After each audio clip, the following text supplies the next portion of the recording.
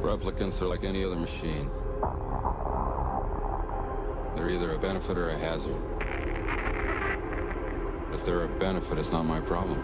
Blade Runner 2049 is a straight-up sequel to the classic sci-fi movie Blade Runner, released in 1982. It starred Harrison Ford and was directed by Ridley Scott. The movie followed Rick Deckard as a Blade Runner hunting down 4 runaway replicants. Though the movie was not a critical or box office success, it received a cult following. I was a little nervous when I heard they were going to make a sequel a few years back. I was not really sure if it needed a sequel. The film, in my opinion, is just perfect. I love the way the film ended and left questions open to debate. Too bad she won't live. But then again, who does? The film explored what it was to be human.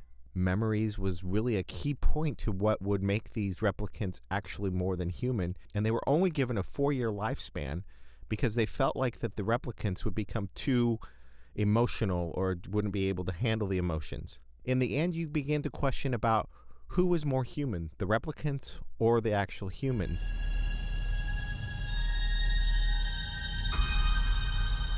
I had your job once.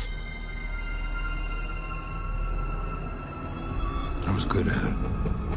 So the follow-up takes place 30 years after the original, where LAPD Officer K, played by Ryan Gosling, discovers a secret and he has to find Deckard, who has been missing for 30 years.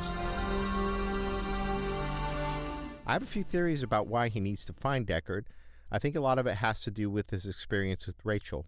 During the original Blade Runner, the character of Rachel was an experiment replicant, and unlike most replicants, she was unaware that she was a replicant. When Deckard uses the Voight-Kampff test on her, which is a test to determine whether or not a person is a human being or a replicant, it takes several questions to determine if she's a replicant or if she's a human being. She's a replicant, isn't she? I'm impressed. How many questions does it usually take to spot one? I don't get it, Tyrell. How many questions? 20, 30 cross-referenced.